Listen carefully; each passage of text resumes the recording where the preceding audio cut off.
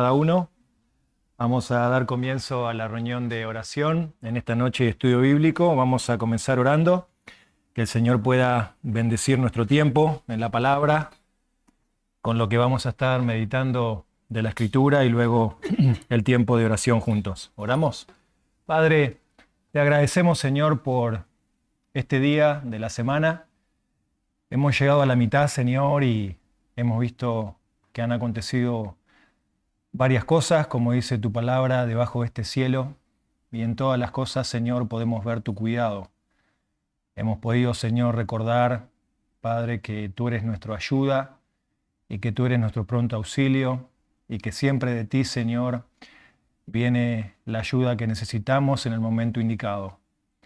Padre, gracias por permitirnos en esta mitad de semana poder apartar este tiempo para venir a ti, no solamente para aprender de tu palabra, sino esta noche poder orar como familia, poder ser agradecidos, poder reconocer, Señor, las cosas que tú haces a favor nuestro y también aquellas cosas que deseáramos que tú puedas obrar conforme a tu voluntad. Señor, pedimos que este sea un tiempo especial en el cual pueda, Padre, generar un vínculo en la iglesia fraternal, pueda generar un vínculo en el cual podamos preocuparnos unos por otros y podamos orar unos por otros. Padre, continúa fortaleciendo la iglesia. Pedimos que este sea un tiempo de bendición y de ánimo para nuestra vida. Oramos en el nombre de Cristo Jesús. Amén. Bueno, vamos a abrir la palabra en 1 Tesalonicenses, el capítulo 1.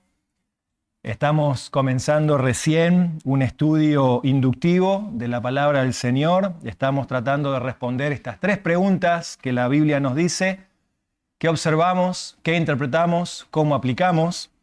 Y la semana pasada habíamos mirado el versículo 1 solamente, en el cual el apóstol Pablo, Silvano y Timoteo, tres compañeros de ministerio, escriben esta carta a esta iglesia. Y denominamos el estudio de esta carta una iglesia en acción, o el evangelio en acción, como por así decirlo, ¿no? Bueno, hoy vamos a estar mirando versículos 2 y 3 nada más, porque aquí hay mucha cosa para ver, súper práctica, así que vamos a empezar a leer y a hacer algunas anotaciones. Si tienen su Biblia allí, ustedes pueden seguir con la vista.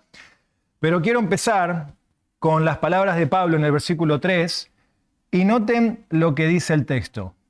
Siempre damos gracias a Dios por todos ustedes, mencionándolos en nuestras oraciones, teniendo presente sin cesar delante de nuestro Dios y Padre su obra de fe, su trabajo de amor y la firmeza de su esperanza en nuestro Señor Jesucristo. Ese es el texto que vamos a estar mirando en lo que tenemos para esta noche. Y el título es Oración por una iglesia activa. Ese es el título. ¿Por qué? Porque Pablo aquí, cuando nosotros empezamos a mirar la palabra, vemos que él dice siempre. Fíjense, ¿no? Siempre. No es algo que él hace de vez en cuando, sino que él siempre da. Y en este caso él dice damos porque es plural. En otras palabras, lo que está mostrando es que Pablo ora con otras personas por determinadas personas. Vamos a aprender en un momento más que la oración corporativa, la oración eclesiástica, es importante para la vida de la iglesia. Y Pablo dice, siempre damos gracias a Dios por todos. Fíjense que no ora solamente por algunos, sino que él ora por todos ustedes. ¿Quiénes son todos ustedes? ¿Quiénes son? Los creyentes de Tesalónica. Pablo oraba por los creyentes de Tesalónica. Ahora vamos a mirar algunas cosas más. Y él dice, primeramente que nada, siempre intercedemos, siempre damos gracias por ustedes. Y hacemos algo específico, los mencionamos. Noten ese verbo o esa acción es mencionar.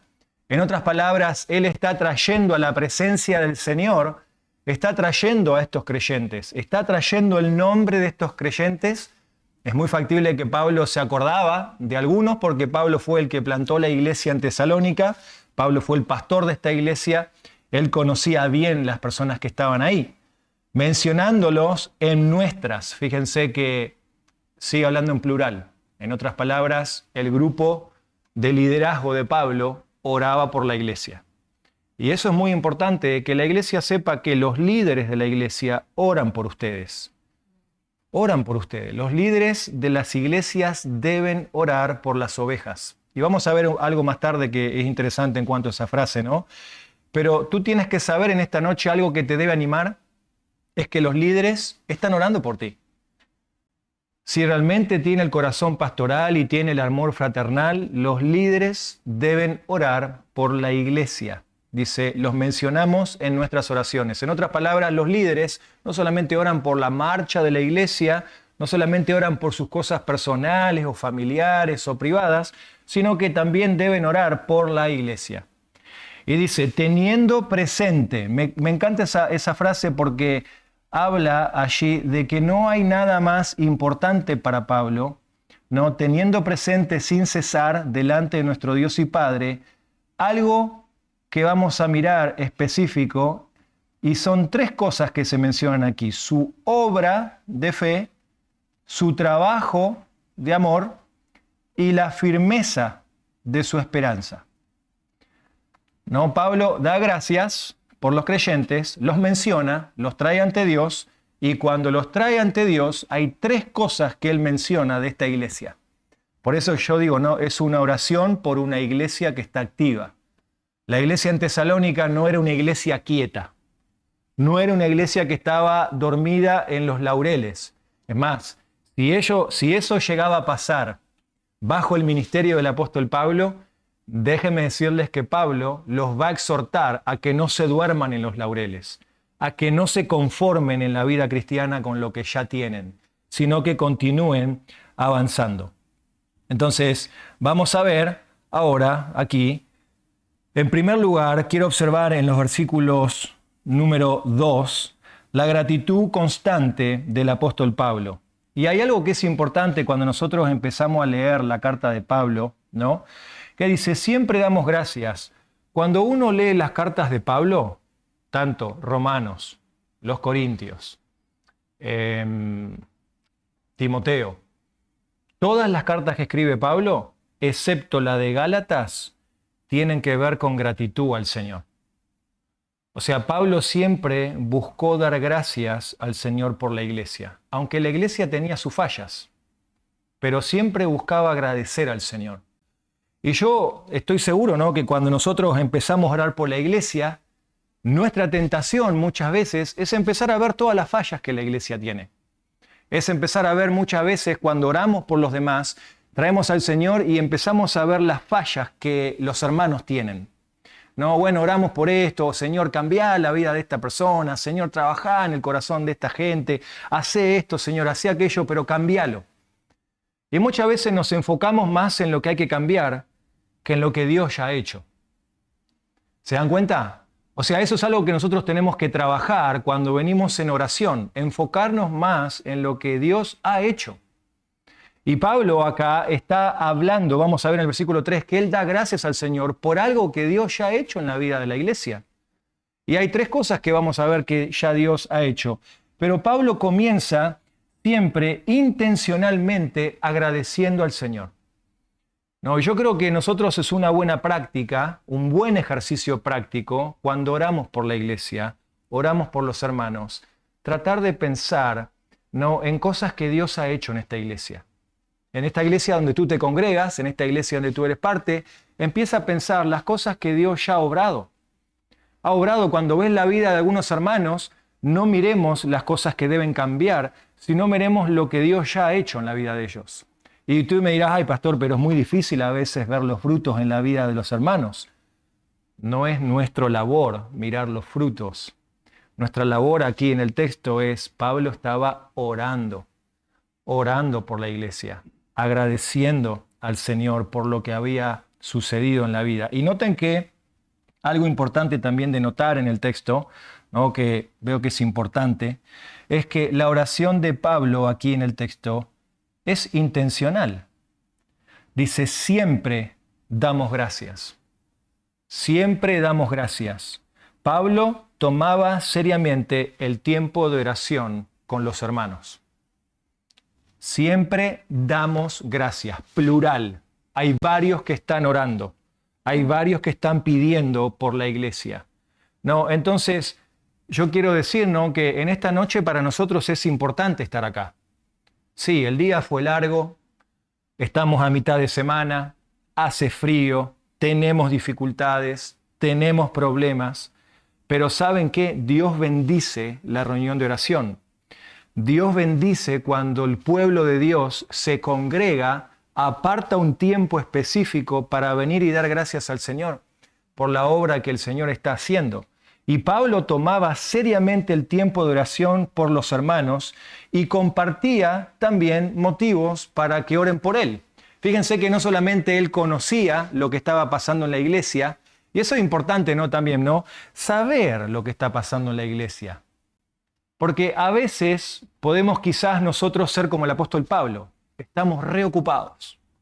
Tenemos trabajo, tenemos familia, tenemos situaciones que nos suceden en nuestro entorno.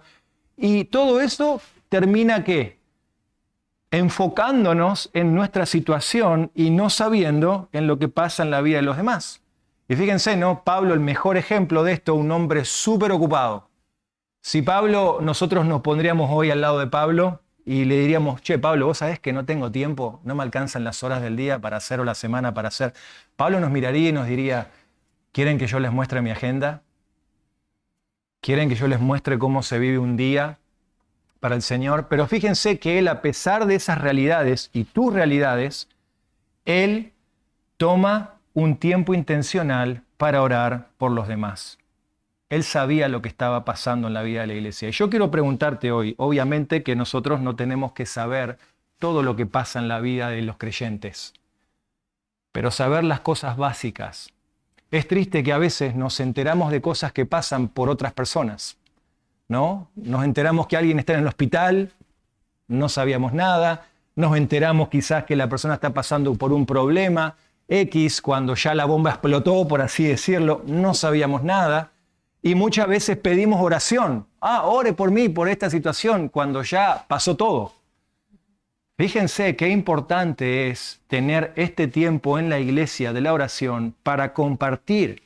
Y obviamente que hay situaciones que no vamos a compartir frente a todos porque capaz nos da vergüenza, porque capaz hay cargas que son solamente que las pueden llevar los líderes de la iglesia, ¿verdad? Pero lo que noto aquí de Pablo es que él era muy intencional en su oración el día que se juntaban a orar. Miren, no solamente que él oraba intencionalmente por los demás, sino que él ahora pedía oración por él también. Acompáñenme a 2 Tesalonicenses. 2 Tesalonicenses, la próxima carta que vamos a estudiar después de esta, 2 Tesalonicenses 3, versículo 1 al 3, dice, finalmente, hermanos, oren por nosotros, otra vez plural. Hay un grupo de personas, los líderes. Dice, oren por nosotros, iglesia, hermanos en Tesalónica, para que la palabra del Señor se extienda rápidamente y sea glorificada, así como sucedió también con ustedes. Segundo, versículo 2, oren también para que seamos librados de hombres perversos y malos, porque no todos tienen fe. ¿Qué yo observo de este versículo o estos dos versículos? Primeramente que nada, que Pablo está compartiendo la necesidad que tiene. Oren por nosotros, dice, para que la palabra se extienda. Pablo era misionero, Pablo era un apóstol, un predicador del evangelio, y su ministerio consistía en predicar y plantar iglesias. Y él sin vergüenza le da a conocer a la iglesia, a su iglesia, cuál es su necesidad. Por eso yo creo, hermanos queridos, que los hermanos de la iglesia tienen que sentir la libertad de acercarse a los líderes de la iglesia y preguntarles, hermanos queridos, amados, ¿cómo podemos orar por ustedes? Si sabiendo que la necesidad de un pastor es predicar la palabra y es llevar el ministerio, de la Escritura a otro lugar o a las personas, debemos orar intencionalmente y preguntarles a los líderes: Pastor, ¿cómo podemos orar que la palabra, como dice aquí el texto, abra puertas y pueda llegar? Díganos usted, ¿cómo podemos orar ante el Señor efectivamente? Porque vemos que Pablo aquí está pidiendo por la palabra, y en segundo lugar dice: y oren por nosotros para que Dios nos libre de hombres malos. Los discípulos, los apóstoles, estaban expuestos a presiones externas por parte del diablo, por parte de los enemigos. Entonces, orar y preguntarle a los siervos: Pastor, ¿cómo podemos orar que usted sea librado del enemigo? Déjeme decirle que los líderes tienen exactamente las mismas luchas o aún más que los que tú enfrentas en tu vida cotidiana. ¿Por qué? Porque ellos están expuestos todo el tiempo bajo la lupa. Son objetivo del enemigo todo el tiempo. Porque si el diablo busca desestabilizar al pastor de la iglesia, si busca desestabilizar a los líderes de la iglesia, sabe que el enemigo acaba ¿con qué? Con todo. ¿Por qué? Porque el mismo Señor Jesucristo dijo: heriré al pastor y las ovejas serán ¿qué? Dispersas. El diablo, déjenme decirles, no va a venir a atacar a la iglesia. El diablo va a venir a buscar al liderazgo de la iglesia. Entonces tenemos que entender en esta carta que Pablo está diciendo: para nosotros es importante la oración. Y por eso que nosotros dedicamos un día a la semana para venir a orar. Por eso que hoy, el día de hoy, no es un día igual como el domingo. El domingo es el día del Señor. El domingo es el día donde celebramos la gloria del Señor. Cantamos. ¿Por qué hoy no cantamos? Porque el objetivo hoy es hacer lo que está haciendo Pablo: orar, ser honestos ante el Señor, compartir, generar ese vínculo y cumplir lo que dice ahí en Hechos capítulo 2, cuando dice: y perseveraban en la palabra, en la doctrina, y perseveraban en las oraciones. Es lo que una iglesia hace: ora unos por otros. Entonces, vemos aquí en la pantalla, como aplicación del versículo 2 para nosotros, es que recalcamos la importancia de reunirnos los miércoles para orar unos por otros. Estamos cumpliendo lo que dice aquí el texto. Damos siempre gracias a Dios por ustedes. Los mencionamos delante del Señor. Y eso que hace cuando oramos unos por otros, fortalece el vínculo. Fortalece el vínculo. Por eso cuando yo vengo a orar, no tiene que ser específicamente para pedirle a Dios por mis necesidades. Eso es un tiempo privado en casa. Yo puedo orar al Señor privadamente en casa por mis peticiones. Lo que yo vengo a hacer a la iglesia es a orar y compartir mis necesidades para que otro ore por mí y yo pueda orar por él. ¿Se dan cuenta? Eso es lo que está pasando en la dinámica del versículo 2. Y noten ahora el versículo 3.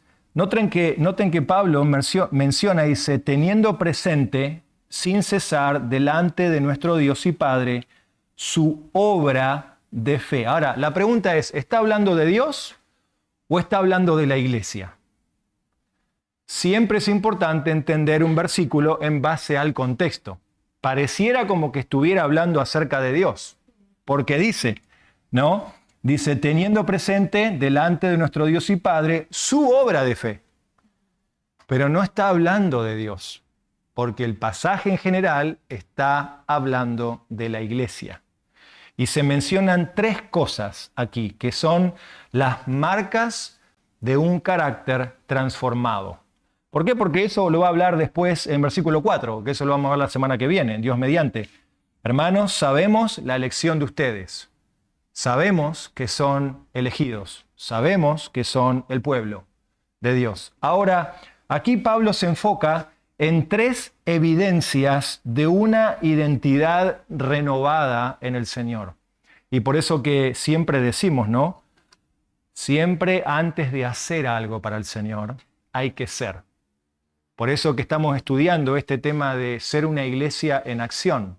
Estamos pensando, no, ay, me gustaría tener esta actividad en la iglesia, me gustaría hacer esto en el pueblo, me gustaría llevar el evangelio a este lugar, me gustaría en mi vida personal avanzar en este asunto. excelente, muy bueno. Pero lo más importante que nosotros debemos hacer es ser primeramente. Y noten que el versículo dice, el versículo 3, dice, teniendo presente, sin cesar, la obra de nuestra fe. La fe que resulta en cambios visibles. Noten que dice la obra de fe. La NTV lo pone de esta manera en el versículo 3 y dice, pensamos en el fiel trabajo que ustedes están haciendo. O sea, Pablo está orando por la iglesia, da gracias por la iglesia, y cuando los trae delante del Señor, él dice, yo te agradezco porque en la iglesia están haciendo un trabajo fiel. En la iglesia están haciendo una obra fiel. Dice, doy gracias por la obra de fe. Esa obra de fe está ligada a la salvación. ¿Por qué decimos que la fe está ligada a la salvación? Porque la fe salvadora en Cristo siempre va a resultar en una obra poderosa por parte de Dios. Vieron que en la Escritura, el libro, por ejemplo, de Santiago, dice, muéstrame tus obras y yo te digo tu fe. Y en el libro de Efesios dice que no somos salvos por las obras, sino que somos salvos por la fe. Entonces acá lo que Pablo está diciendo es, el creyente tiene la fe salvadora en Cristo y cuando ha puesto esa fe en Cristo, ahora se empiezan a verificar esos cambios por medio de obras. Se empieza a ver acción en la vida de un creyente. Se empieza a ver acción en la vida de la iglesia. ¿Cómo se manifiesta eso? Bueno, se manifiestan en cambios de naturaleza y cambios de disposición. La obra de fe. Yo muestro que ahora tengo fe. La fe que antes no tenía en ciertos asuntos. Para resolver un conflicto personal, no tenía la fe que podía salir adelante en este problema que tengo. Ahora tengo la fe que Cristo está en mí, esperanza de gloria, y puedo ahora avanzar hacia adelante en las diferentes circunstancias que me toquen vivir. Las obras siempre verifican la realidad de la fe. Por eso que esta es una iglesia en la cual está activa. Es una iglesia que tiene obras de fe. Confían en el Señor, confían en el poder de Cristo para poder hacer lo que Dios los ha llamado a hacer. Entonces, esa es la gran pregunta para nosotros hoy, ¿no? ¿Somos creyentes de fe? ¿Tenemos fe que Dios puede ayudarnos en diferentes situaciones que atravesemos como iglesia, que atravesemos como familia, que atravesemos como creyentes individuales? ¿Tenemos la fe que Dios puede hacer esa obra? ¿Tenemos la fe, esa misma fe que realmente estamos confiando que vamos a ser salvos por la gracia del Señor? Esa misma fe que nos sostiene. ¿Confiamos que Dios va a hacer lo que dijo que va a hacer en sus promesas? Momentos difíciles en nuestra vida. Déjenme decirle, estas iglesias, ¿no? Como vamos a ver, pasan por momentos de sufrimiento, momentos de dificultad y se mantienen firmes. Y déjenme decirle, las iglesias pasan por ciclos, hermanos. Las iglesias, tanto en el Nuevo Testamento como en la vida cotidiana acá, en este mundo, la iglesia pasa por ciclos, pasa por temporadas, por así decirlo. Hay temporadas invernales donde no se ve fruto, donde se ve que se trabaja, se hace obra, pero parece como que no se ve nada, no se ven resultados de todo lo que se está haciendo. Pero es ahí donde la obra de fe se ve. La obra de fe es el resultado de lo que Dios ha hecho en mi vida. Quizás tú te esfuerzas con un montón de cosas, ¿no? Te esfuerzas en tu vida cristiana y decís, pastor, yo me estoy esforzando en vivir como Dios quiere, pero yo no veo que las cosas se solucionen. La iglesia tenía obra de fe. Confiaba en el Señor. La obra de fe. Dice Efesios 2:8, dice, por gracia son salvos por medio de la fe, creados para buenas obras. Creados para buenas obras. Dios nos ha creado en Cristo Jesús para que nosotros podamos andar en buenas obras. Por eso quiero preguntarte, ¿estás involucrado en buenas obras o no tenés tiempo para las buenas obras? ¿Estás involucrado para las buenas obras? ¿Estás haciendo buena obra como parte de un resultado en tu vida de algo que ya pasó? Dios dice en la palabra que Él ya tiene las obras preparadas. No es que tú tienes que crear. Fíjense qué fácil que Dios lo hace. No es que yo tengo que ahora salir a buscar a ChatGPT y decirle, Chat, créame una obra para que yo pueda involucrarme en el servicio al Señor. Las obras ya están preparadas, dice, de antemano para los que son creyentes. Si tú has experimentado la fe en Jesucristo, Dios dice, acá está las obras. Mi comida, dijo el Señor Jesucristo, es hacer la obra del que me envió.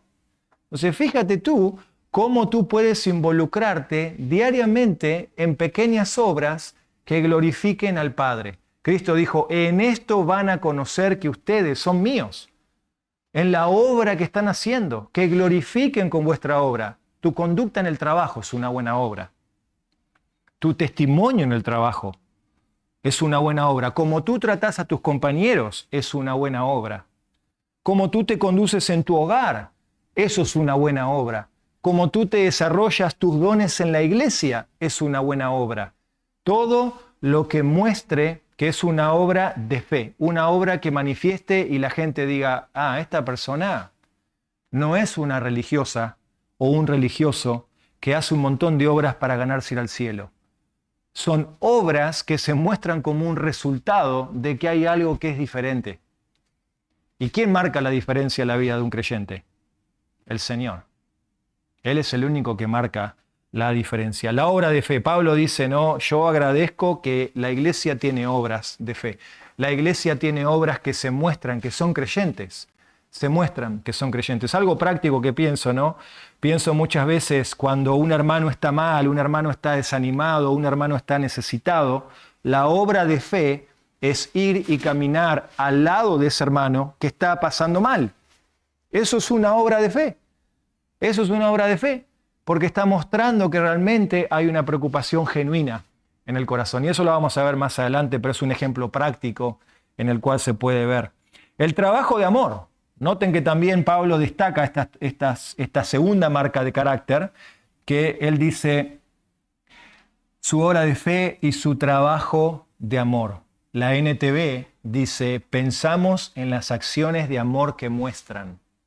Cuando Pablo ora dice, pienso en esta iglesia, ¿cómo demuestra el amor? ¡Qué increíble! Saben que el amor es algo que en capítulo 3 dice, ustedes han sido enseñados por Dios a cómo amar. Pero ¿saben qué? Sigan amando más todavía de lo que aman. Si nosotros pudiéramos ir y caminar dentro de esa iglesia y juntarnos a tomar unos mates con esos hermanos, en el lugar donde sea, en sus casas o en el lugar donde se congregaban, yo te puedo asegurar que tú dirías, pastor, no sabe lo amoroso que son esos hermanos. Con tanta ternura nos han tratado en esa iglesia, nos han mostrado tanto cariño en esa iglesia que nos sentimos cobijados, queremos volver a esa iglesia. Queremos realmente volver porque nos sentimos contenidos, nos sentimos abrazados, nos sentimos en esa iglesia como que realmente se palpa algo que afuera no hay. Se palpa el amor. Por eso que dice Pablo acá, pensamos en las acciones. ¿Ve? Yo puedo decir, yo amo al hermano. Oh, hermano, te amo en el Señor. Pero no lo visité en toda la semana, no tengo tiempo. Oh, yo amo al hermano. No le mandé un mensaje, no tengo tiempo, pero usé todas las redes sociales durante la semana y no me acordé del hermano. Fíjense cómo nosotros podemos autoengañarnos muchas veces. Cuando Pablo dice, esta iglesia realmente manifiesta el amor con acciones que son palpables. Acciones que son palpables. El amor es demostrado en esta iglesia. Era demostrado cuando Pablo lo vivió y otros hermanos, vamos a verlo más adelante en los versículos, lo demuestran. El esfuerzo visible en mostrar con acciones el amor unos a otros. ¿Ven? Esto se palpa. Se juntan durante la semana, comparten, se preguntan cómo están. Cuando alguien no está bien con el Señor, En amor, en gracia y en misericordia buscamos ayudar y corregir. Buscamos acompañar en el proceso. Eso es una iglesia que es cariñosa, ¿no? A veces las personas lo interpretan mal, porque piensan que decir la verdad en amor es como meterse en la vida de uno. Pero sabe que no es así, porque la Biblia dice que debemos velar unos por otros. Velad unos por otros. No sea, dice la Biblia, que haya un corazón malo en cada uno de incredulidad para apartarse del Señor. ¿Saben qué? Lo mejor que me puede pasar a mí, que si yo me estoy apartando del Señor, venga un hermano en amor, cariñosamente, me siente y me diga, hermano, esto no está bien. ¿Pero por qué no está bien? Mirá lo que dice Dios. Así debería ser. ¿Qué está pasando que no estás caminando con el Señor? ¿Qué está pasando en tu vida? Y Pablo dice, el amor se demuestra con acciones. Cristo mismo dijo en Juan 13:35, ¿cuál es la señal de que ustedes son míos realmente? ¿Cuál es la marca que ustedes son mis discípulos? En esto conocerán que son mis discípulos, que se amen unos a otros. Que se amen. Esto es un ida y vuelta. Yo he escuchado, ¿no? Cuando vivía en Argentina, tiempo atrás, yo era joven, no voy a sacar la cuenta porque me van a sacar la cuenta acá, sino después. Pero tiempo atrás, saben que teníamos personas en la iglesia, ¿no? Que se iban de la iglesia. Se iban, como en todos lados pasa. La gente se va de la iglesia. Lo primero que la gente decía es, le íbamos a preguntar, che, ¿por qué dejaron de venir a la iglesia? No hay amor. Lo primero, no hay amor. Es la primera excusa que una persona pone cuando muchas veces se van. No hay amor. Cristo dijo, en esto conocen que ustedes son mis discípulos, que se aman unos a otros. La persona que dice no hay amor, mi gran pregunta para esa persona es, ¿y vos cuánto amor has demostrado para ser amado? Porque dice unos a otros. Unos a otros. No dice solamente la iglesia me debe amar a mí. El problema es que en esta cultura de autosatisfacción y de yo satisfacerme y elevarme, yo quiero ser amado. Yo pregunto, ¿quién no quiere ser amado acá? No, así, no, nadie. Yo quiero ser amado. Yo quiero que me amen, yo quiero que me cuiden, yo quiero que me acaricien, yo quiero que me atiendan. Todos queremos eso.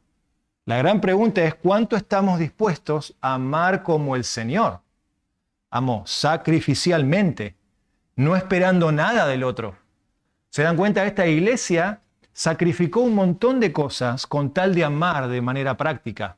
Sacrificaron tiempo, recursos, eran perseguidos por el Evangelio y ellos amaban al Señor. Cristo dijo, en esto se sabe, ¿no?, que se muestra una acción de que aman. Es ida y vuelta el camino.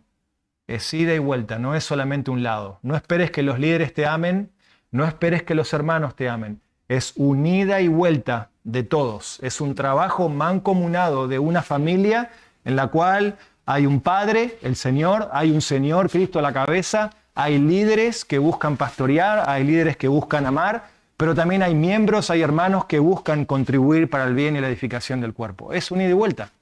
Es todos empujando para el mismo lado. Y eso es lo que la iglesia en Tesalónica hacía, empujaba para el mismo lado, la gloria del Señor.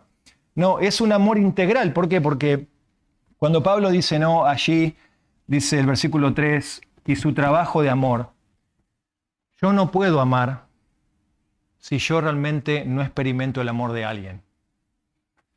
Y eso es lo que Pablo entendió bien en su vida. Cuando se acuerdan en 2 Corintios 5, él dice, el amor de Cristo a mí me genera, ¿no?, el deseo de amar a los demás. El amor de Cristo me constriñe. O sea, el amor de Cristo me empuja, el amor de Cristo me motiva. Al saber cuánto Dios me amó a mí, ¿cómo no voy a amar yo a los hermanos? Los hermanos capaz pueden tener sus cosas, pueden tener sus defectos, los hermanos pueden tener sus 1000 problemas, como tú y yo los tenemos. Pero ¿qué me debe motivar a mí a amar al hermano? Me debe motivar el amor de Cristo, que saber que el Señor me amó a mí. Y que cuando el Señor me vio a mí, no había nada bueno para amar. Créeme, porque si hubiese habido algo bueno en mí, en el cual diría digno de amar, no hubiese ido a la cruz el Señor.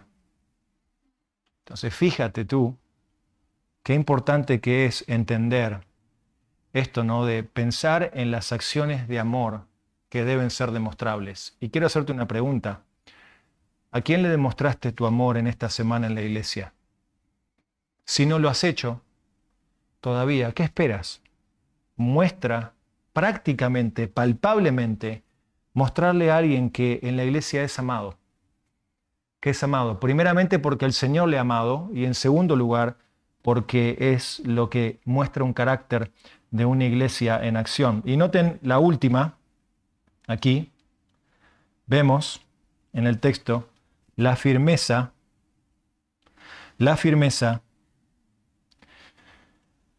de la esperanza. Noten lo que dice el versículo 3 al final. Dice, su trabajo de amor y la firmeza de su esperanza en nuestro Señor Jesucristo. Pablo dice en versículo 3, cuando venimos ante Dios, no solamente pensamos en las obras de fe, no solamente pensamos en las obras de amor, pero también pensamos en su constante esperanza. En otras palabras, su fidelidad. Pensamos que son una iglesia fiel. Una iglesia fiel. Un grupo pequeño, no sabemos cuántos creyentes había en esa iglesia, pero ese grupo pequeño que había en Tesalónica era una iglesia fiel. Yo quiero preguntarte, ¿quieres ser fiel tú hasta el final? ¿Anhelas ser fiel hasta el final? ¿Sabes por qué? Porque recuerda que cuando estemos frente al Señor aquel día, lo que se va a decir es esto. ¿Buen qué? ¿Siervo qué? Fiel. Sobre poco te puse, ahora sobre mucho te pondré. Yo quiero ser fiel. Y ser fiel implica que va a haber momentos en los cuales van a ser difíciles. Esta iglesia sufrió persecución. Cuando Pablo sale correteado de Tesalónica y va rumbo a Berea, y de Berea va a Atenas, todo el libro de Hechos 17, 18, van contando todo el camino del segundo viaje misionero, los judíos venían a perseguir a estos creyentes. Pero ellos se permanecieron firmes en la esperanza. El Señor va a venir por nosotros. El Señor va a hacer la obra en este sufrimiento. Yo quiero preguntarte esto nada más, pensando en tu perseverancia. Yo no sé qué tan difícil está la situación en tu vida personal. Tú con el Señor lo sabes. Pero ¿estás tú firme hoy? Podés decir, yo estoy firme en el Señor hoy.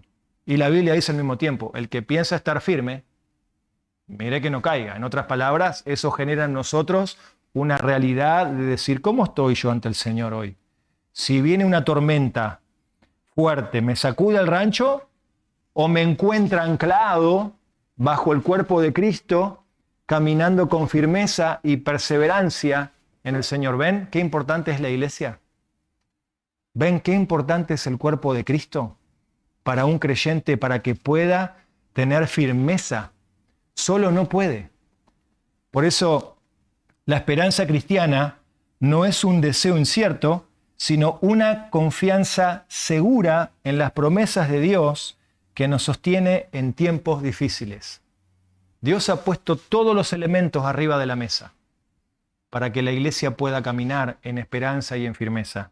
Entonces, pensemos solamente en estas cosas, nomás en los versículos 2 y 3, ¿no? De la importancia que es la reunión de oración en esta noche.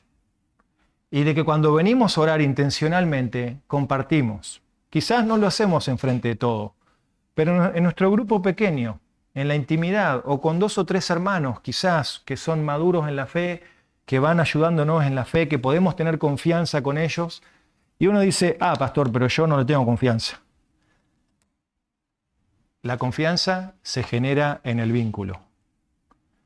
Y cuando hay palabra, cuando hay oración y cuando hay amor, eso se va generando y creciendo y fomentando.